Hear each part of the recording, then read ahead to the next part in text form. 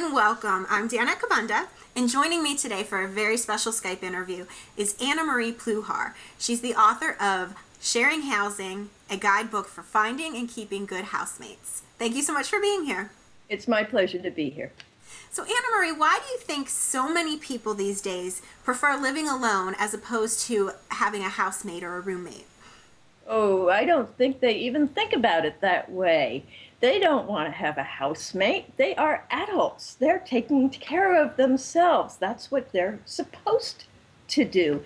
And I also think a lot of people have fear about having a stranger move in. And I think that that person doesn't have to be a stranger by the time they move in. There you go. And I've heard you say before, too, that living alone is not necessarily a sentence handed to you as the result of not being in a relationship. Yeah, isn't that an interestingly different way to turn it around? So 50% of adults in our country are single. This is unprecedented in human history. We have all, well, until very recently, we lived in tribes. 50 to 200 people, and in fact, we are wired to be socially connected. There are some very interesting psychologists who are studying this issue of social connection, and they believe that we actually experience fear when we don't feel connected to others. Wow, that's very interesting. So what are the emotional ramifications then of living alone and feeling that fear? Well, I think when you're alone like that, you begin to feel really lonely. And we have projected, I've read, between 24 million and 60 million people who are chronically lonely. Wow. It's so sad. Now, we also know that 27% of households in this country are single occupancy. Is there a connection between people living alone and being chronically lonely? Well, it's not a perfect connection, but I think there is a connection. And I would love to see people being able to have the companionship of hello, good night, how are you? Those sort of informal social connections and a back and forth that is part of human existence.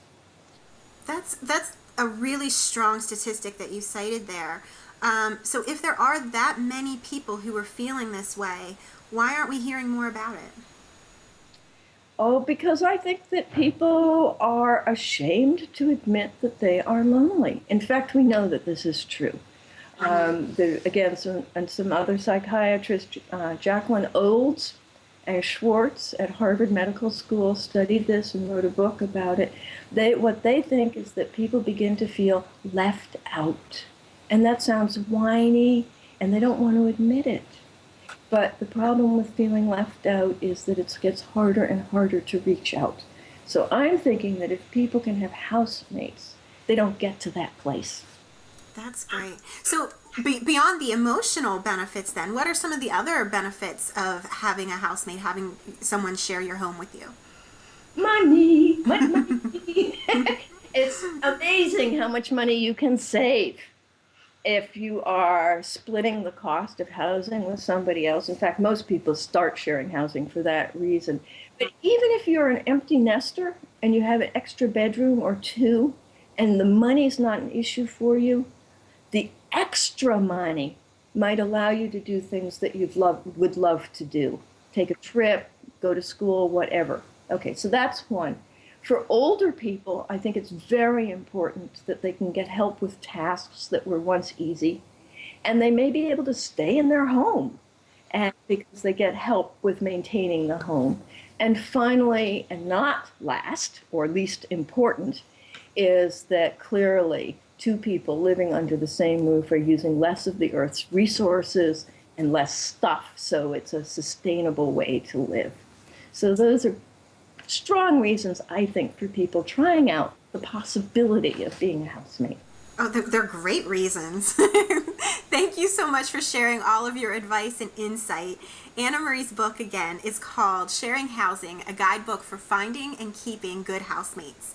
To find out more about Annamarie, her book, and any of her other projects, please visit her website, sharinghousing.com. Thanks again for being here. It's my pleasure. Thank you. Bye-bye.